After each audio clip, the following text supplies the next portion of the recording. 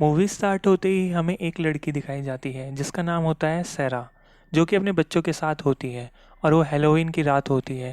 सारा के बेटे को उसके हैलोवीन बैग में से एक टेप मिलती है, लेकिन सारा का बेटा उस टेप के बारे में कुछ नहीं जानता था कि वो टेप उसके बैग में कहाँ से आई, किसने रखी, कुछ नहीं। सारा का बेटा उस टेप को प्ले करने लगता है, लेकिन सारा उसे करने से मना कर देती है क्योंकि उसमें कोई अजीब कंटेंट हो सकता था। लेकिन सारा के दोनों बच्चे उसकी बात को नहीं मानते, वो उस टेप को देखना चाहते थे। जिस पर सारा पहले अकेले ही उस टेप को देखती है। सारा देखती है कि वो टेप तो खाली है क्योंकि उसमें कुछ भी नहीं चल रहा था, लेकिन अचानक से वो टेप प्ले हो जाती है। वहाँ पर हमें दिखाया जाता है कि एक क्लाउन जिसका नेम होता है आर्ट, तभी उस टेप को देखने के लिए सारा के बच्चे भी वहाँ पर आ जाते हैं और वो तीनों मिलकर उस टेप को देखने लगते हैं। टेप में वो लोग देखते हैं कि वो रात भी हैलोवीन की रात होती है, जहाँ पर एक लड़की दिखाई जाती है जिसका नाम होता है कैसी, जो कि ट्रेन के आने का वेट कर रही होती है। तभी उसके सामने एक क्लाउन आके बैठ जाता है जो कि कैसी की तरफ देखकर लगातार क्रीपी से स्माइल पास कर रहा था। लेकिन कैसी जब उस पर ज़्यादा ध्यान नहीं देती, तब वो ट्रैश बैग से एक हॉर्न निकाल के बजाने लगता है।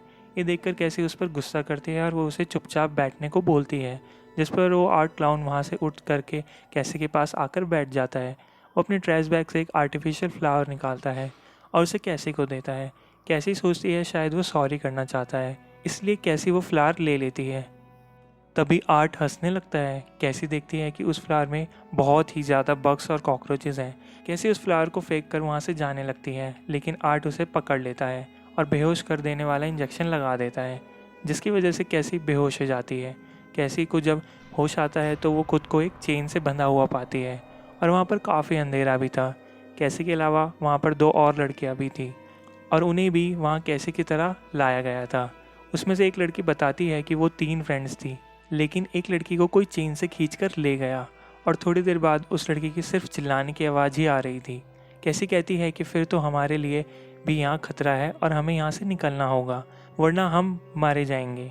और तभी कोई एक और लड़की को भी खींच लेता है और वो दोनों लड़कियाँ देखती ही रह जाती हैं कि ये क्या हो गया। कैसी कहती है कि हमें इस लड़की के पीछे जाना चाहिए जिसे अभी कोई खींच ले गया है, और वो दोनों हिम्मत करके आगे बढ़ जाती हैं। उनकी चेन एक पाइप से बांधी गई थी और कैसी उसे तोड़ने की कोशिश करती है, जिसकी वजह से वहाँ पर शोर होने लगता है। उस आवाज़ को सुनकर वहाँ पर एक क्रीपी सा आदमी आ जाता है, जो कि कोई नॉर्मल इंसान नहीं था बल्कि डिफॉर्म था, और वो दूसरी लड़की को पकड़कर उसके हाथ ही काट देता है। फिर वो डिफॉर्म आदमी उस लड़की को जान से मार डालता है। उस लड़की को मारने के बाद अब कैसी पर अटैक करता है, लेकिन उसके क्लेवर नाइफ से कैसी की चेन टूट जाती है, जिसकी वजह से कैसी वहाँ से भाग जाती है और आगे आके उसे कोई दिखाई देता है। तब कैसी हेल्प मांगने के लिए उसके पास जाती है। तब कैसी की नज़र उसके कैरेज पर पड़ जाती है जिसमें जिंदा लोग थे। जब कैसी उसकी तरफ देखती है तो उसका फेस भी चेंज हो चुका था और वो कैसी को पकड़ लेता है और उसे बांध देता है, और बहुत तरीके के अजीब डीमन उसे घेर लेते हैं। वहाँ पर अलग अलग तरीके के डीमन, विचेस और एलियंस से उन्होंने वहाँ पर एक प्रेग्नेंट लेडी को भी बांधा हुआ था। वो डीमन उस लड़की के पेट काट देता है और बच्चा निकाल लेता है, और निकालने वाले खून को जमा कर लेता है और जाकर किसी को दे देता है। जिसको वो खून दे देता है वो उस खून को पी लेता है और अब वो बढ़ता है कैसे की तरफ, और वो होता है हेल का सबसे बड़ा डीमन जिसका नाम था शैतान डीमन। वहाँ पर जितने भी डीमंस थे वो सारे हेल डेमन थे और वो शैतान के गुलाम थे। कैसी काफ़ी चिल्लाती है और टेप में ये क्लिप यहीं ख़त्म हो जाती है। सारा के बेटे को तो वो मूवी काफ़ी पसंद आई थी, लेकिन सारा और उसकी बेटी ये मूवी देख के काफ़ी डर जाती हैं। सारा उस टेप को बंद कर देती है और दोनों बच्चों को कहती है वो जाकर सो जाए। सारा, जो कि अभी तक उस टेप के बारे में सोच रही थी, कुछ देर बाद सारा के बेटे का रूम का दरवाज़ा अपने आप ही खुल जाता है। वो आवाज़ सुनकर सारा का बेटा उठ जाता है। वो देखता है कि वहाँ पर उसकी सिस्टर है, जो कि उस टेप को देखकर बुरी तरह से डरी होती है। उसे अपने रूम में डर लग रहा था और वो अपने भाई के साथ सोने आई थी। फिर वो दोनों सो जाते हैं। सारा उस टेप को फिर से प्ले कर देती है और उस टेप में जो लेडी दिखाई जाती है उसका नाम होता है कैरोलिन। कैरोलिन, जो कि अभी अभी अपने नए घर में शिफ्ट हुई थी और रात भी हैलोवीन की रात होती है। कैरोलिन का हस्बैंड वहाँ पर नहीं था और कैरोलिन घर पर अकेली थी। उस वक्त कैरोलिन कॉल पर अपनी फ्रेंड से बात कर रही होती है। कैरोलिन अपनी फ्रेंड को बताती है कि मेरे हस्बैंड ने एक काफ़ी अजीब सी पेंटिंग बनाई है। वो कहती है मेरे हस्बैंड का कहना है कि मेरे को भी नहीं पता कि मैंने इस पेंटिंग को बना दिया। कुछ देर बाद कैरोलिन के घर के बाहर एक लाइट आकर गिरती है, जिसकी वजह से कैरोलिन के घर की लाइट ऑफ हो जाती है। कैरोलिन अपने हस्बैंड को कॉल करने की कोशिश करती है पर उसका फ़ोन भी काम नहीं कर रहा था। कैरोलिन जल्दी से बाहर आ जाती है और कार में आकर बैठ जाती है और वो कार स्टार्ट करने की कोशिश करती है, लेकिन कार भी स्टार्ट नहीं हो रही थी। सडन उसके पीछे से लाइट आती हुई दिखाई देती है। तब वो जल्दी से घर के अंदर चली जाती है और दरवाज़ा बंद कर लेती है। तभी कैरोलिन को उसके हस्बैंड का कॉल आता है। अभी वो अपने हस्बैंड को कुछ बता ही रही होती है कि तभी कॉल कट जाता है। तभी कैरोलिन देखती है कि उसके घर में एक एलियन घुस गया है। उसे देखकर कैरोलिन चिल्लाने लगती है और वो एलियन कैरोलिन की आवाज़ सुन लेता है और उसे देख लेता है। कैरोलिन जल्दी से ऊपर की तरफ भागने लगती है, लेकिन वो एलियन उसे ऊपर जाने से पहले ही पकड़ लेता है। लेकिन कैरोलिन किसी तरह खुद को छुड़ा लेती है और बाथरूम में जाकर खुद को बंद कर लेती है, ये पता करने के लिए कि कैरोलिन कहाँ पर छुपी है। तब वो एलियन एक अजीब से साउंड चला देता है जिसका असर कैरोलिन के दिमाग पर होने लगता है और वो चिल्लाने लगती है और एलियन उसे ढूंढकर पकड़ लेता है। वो एलियन कैरोलिन के अंदर कुछ डालने की कोशिश कर रहा था जिससे वो एलियन सांस ले पा रहा था। कैरोलिन उसका एक पाइप ही निकाल देती है और फिर कैरोलिन वहाँ से भाग जाती है। वो एलियन दोबारा से अपना पाइप लगा लेता है और एक बार फिर से वो कैरोलिन को फॉलो करने लगता है।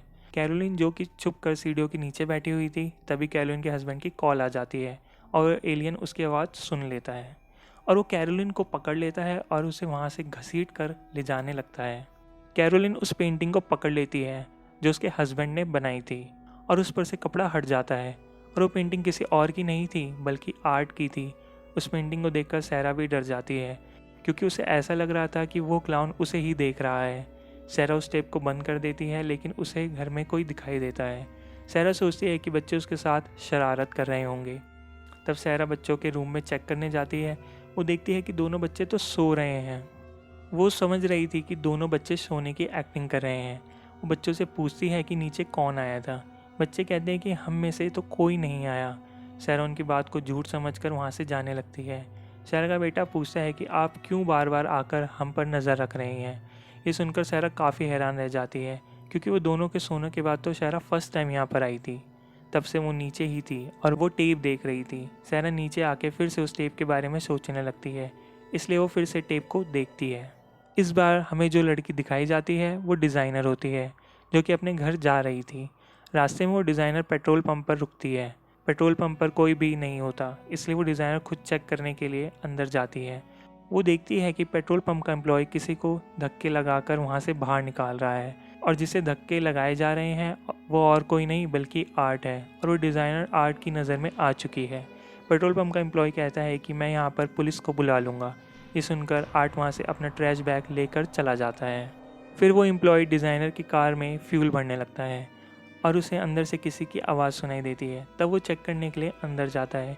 काफ़ी देर गुजर चुका था और वो एम्प्लॉय बाहर नहीं आया था, इसलिए वो डिज़ाइनर खुद चेक करने के लिए अंदर जाती है। उस डिज़ाइनर को अंदर 100 चलने की आवाज़ आती है। जब वो अंदर जाके देखती है तो काफ़ी शॉक हो जाती है क्योंकि आर्ट उस एम्प्लॉय का सर उस 100 से काट रहा था। आर्ट उस डिज़ाइनर की तरफ देख के हंसने लगता है। वो डिज़ाइनर जल्दी से अपनी कार में आकर बैठ जाती है और वहाँ से निकल जाती है। वो सोचती है कि अब वो बच गई है, पर थोड़ी दूर जाने के बाद वो देखती है कि आर्ट लिफ्ट मांग रहा है। उसे देखकर वो कार और तेज़ चलाने लगती है। वो मोबाइल से हेल्प मंगवाने की कोशिश करती है, लेकिन उसके मोबाइल की बैटरी भी ख़त्म हो गई थी। मोबाइल देखने की वजह से उसके ध्यान कार पर से हट जाता है और उसकी कार कंट्रोल से बाहर हो जाती है, लेकिन वो फिर से एक बार कार को कंट्रोल में ले आती है। वो कार को रोक लेती है और सोचती है कि आर्ट काफ़ी पीछे रह गया, लेकिन तभी आर्ट कार के डोर के सामने आ जाता है और उसे खोलने की कोशिश करता है, लेकिन डोर ओपन नहीं होता क्योंकि वो लॉक्ड था। वो लड़की कार वहाँ से निकाल लेती है। आगे जाकर देखती है कि वहाँ पर एक कार रुकी हुई है।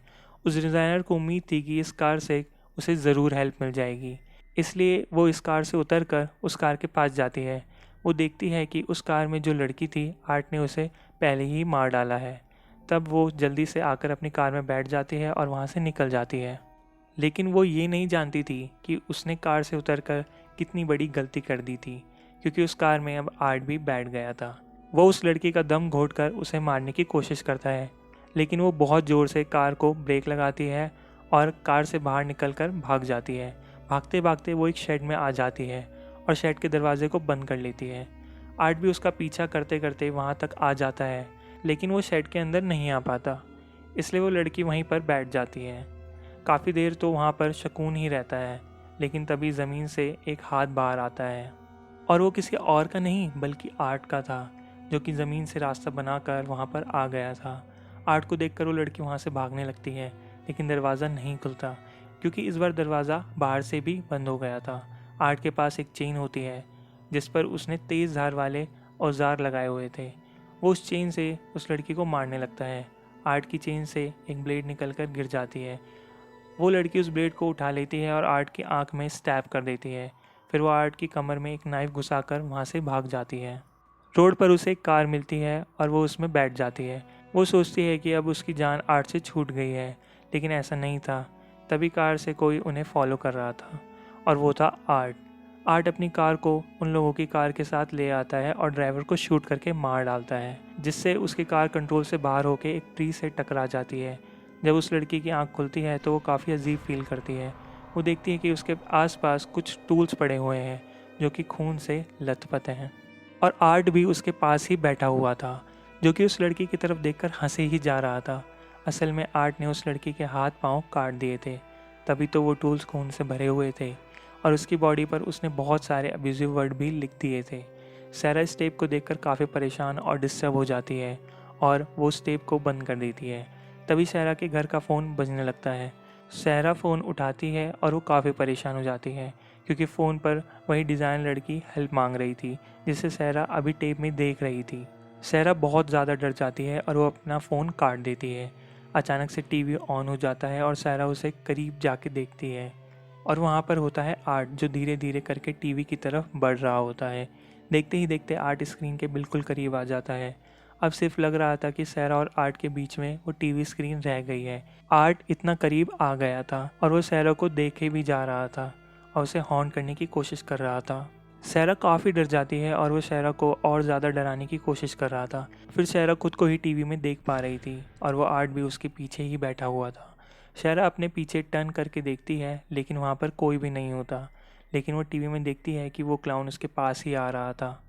वो टीवी बंद करने की काफ़ी कोशिश करती है, लेकिन टीवी नहीं बंद हो पाता। आर्ट सैरा के बहुत पास आ जाता है। तब सैरा उस टेप को निकाल कर तोड़ देती है, जिसकी वजह से आर्ट भी वहाँ से गायब हो गया था। तभी सैरा को अपने बच्चों की चिल्लाने की आवाज़ सुनाई देती है। तब सैरा जल्दी से ऊपर जाती है। जो कुछ वहाँ पर चल रहा था वो हमें एक टेप की तरह ही दिखाया जा रहा था। ऊपर जाकर सैरा देखती है कि आर्ट खून से लथपथ है और हंस रहा है, लेकिन अचानक से आर्ट वहाँ से गायब हो जाता है। सैरा रूम में जाती है और वो देखती है आर्ट ने उन दोनों बच्चों के सर काट कर अलग कर दिए हैं, और आर्ट ने वॉल को खून से भर दिया है और वहाँ पर अपना नाम भी लिख दिया है। ये देखकर सैरा काफ़ी रोती है और चिल्लाती है, और सैरा के चिल्लाने के साथ ही ये मूवी यहीं पर एंड हो जाती है।